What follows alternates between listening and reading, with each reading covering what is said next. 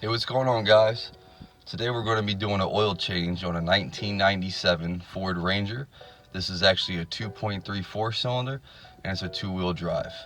This process is going to be the same really for any 2.3 Lima Ford 4-cylinder engine, especially if you have a 93 to 97 Ranger, which is what this would be. This is a 97.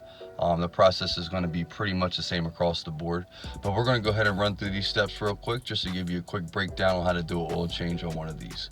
Alright guys, so here are the parts we're going to need in order to complete this. There's really not too much you're going to need for an oil change. Of course, you're going to need the socket to break it loose. It's going to be a 13mm bolt. I actually have a torque wrench here to torque the drain pan bolt back on. It's not a must, but I would highly recommend getting one. They're really worth the investment and ensure you're doing everything correctly. Of course, you're going to need a funnel, and then the oil in the filter, of course. You also might need an oil filter wrench, depending on how tight that oil filter is on there, to help you get it off. Also, of course, you're going to need an oil drain pan to drain all the oil into.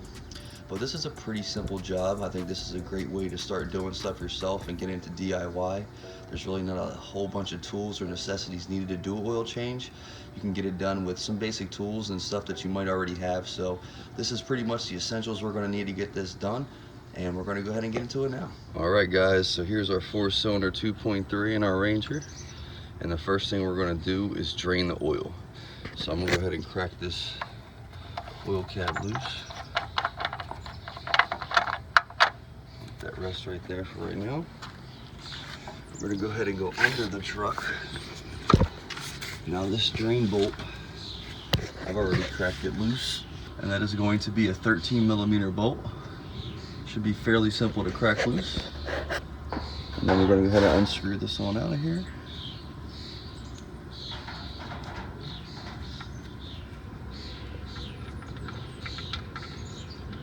And as you can see, I actually have my oil drain pan and then a pan on the ground for protection of the road, so we don't get fluid everywhere. All right, and we're going to go ahead and let that drain out now, and then we'll move on to the next step. So as you can see, most of our fluid's all dripped out of there. So what we're going to do now is we're going to take our drain bolt, put that back on in.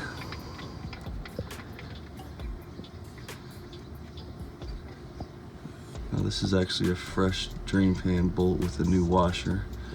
You don't necessarily have to replace this every time, but the gasket seems, from my experience, to be pretty good, but you could replace that every time you do one, or periodically replace that, and the drain plug bolt couldn't hurt.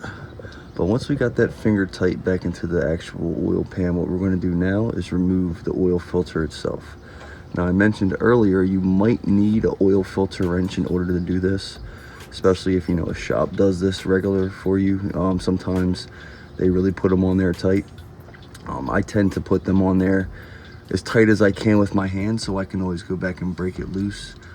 This is something I've been doing forever. I've never had an issue with it. So if we go ahead and put our hand on it, I should be able to start turning this loose. And I am. I just had to put a little bit of pressure on it and broke it loose.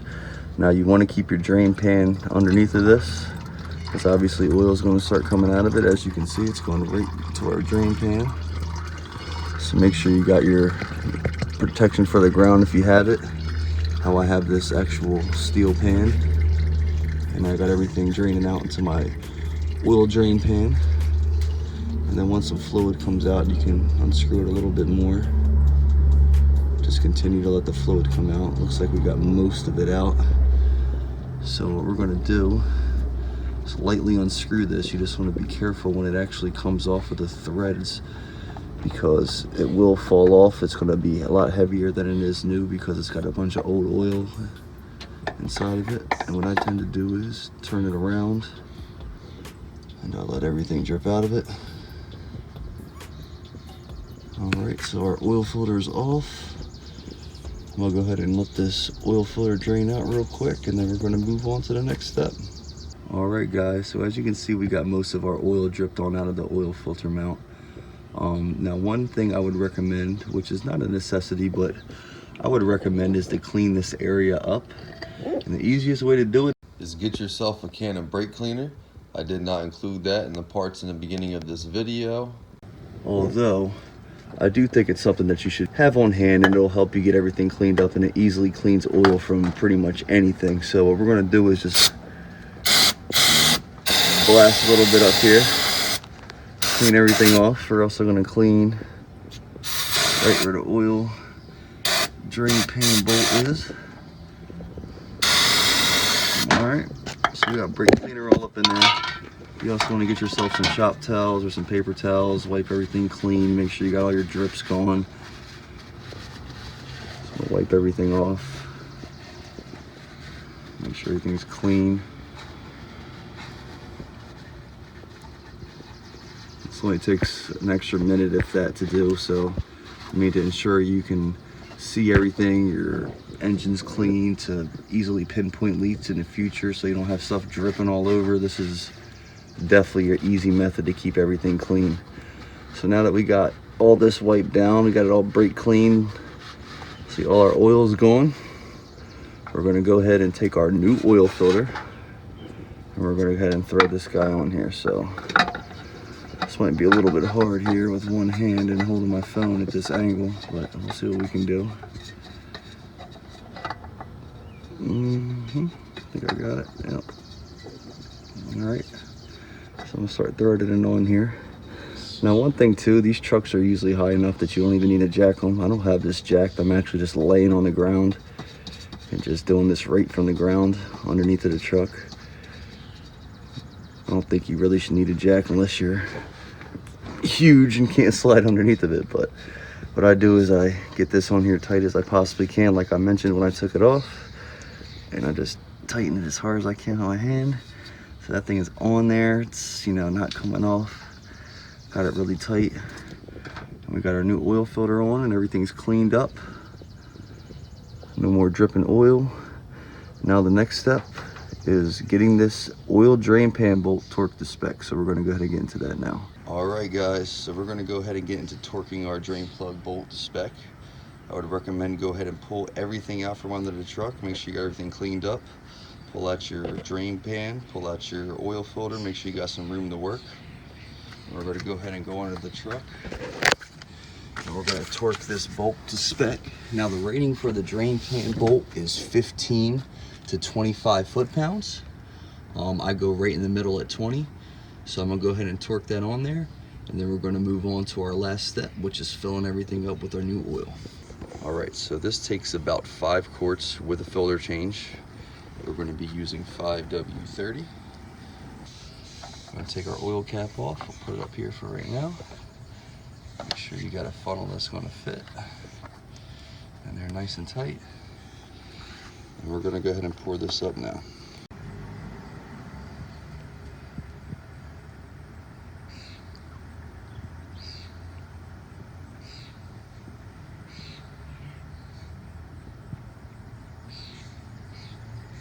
So we got our fluid poured up, all the oil has been poured in there.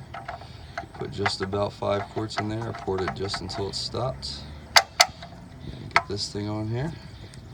So we got our cap on there nice and tight. Now, I would recommend doing this every 3,000. Some of these newer oils recommend, you know, you can do it every 5, but something of this nature, being an older, you know, 20-year plus vehicle, I would recommend just getting this every 3,000. It's not that big of a difference. This oil's cheap. I got the filter and the oil from Walmart for about 25 bucks. So I mean, at that price, you know, every 3,000, I don't see why you wouldn't just go ahead and get it done just to make sure this is good. But you know, that's just my opinion. I would recommend knocking this out every 3,000. And we have successfully changed our oil in our 97 Ranger. All right, guys. So like we said, we are done with our oil change with our 97 Ranger. The last thing that I would recommend is just record when the mileage was when you did the oil change. I think this gets undermined a lot, and a lot of times people go guessing when the last oil change was. I mean, you could write this down on a sticky note. You can, you know, put it in your owner's manual. There's many different things you can do. You can even go to AutoZone and get these free oil change stickers. That's what I did. I went there, they gave me a roll of them for free, and I just use them every time I do an oil change for anything. So it's really easy. As you can see, we were due at 294. 294. So we were a little bit over, but you know, we're good. It's not too bad. I think actually when I did this, it was about 50 miles over the first time. So we're probably right in that 3,000 mile range. So we got our new sticker here for 297. That would be 3,000 from now. So we're gonna go ahead and take this old one off here. Or put our new sticker on there to mark when our next oil change is, and we are done, guys. So I hope this was helpful. This is a pretty easy job. Like I said, it's the easy way to start getting into DIY stuff. Just doing simple oil changes, especially on a vehicle as easy as this. So I feel as though, you know, if you can knock this out pretty simply, then you're probably ready to go ahead and get your DIY career started, guys.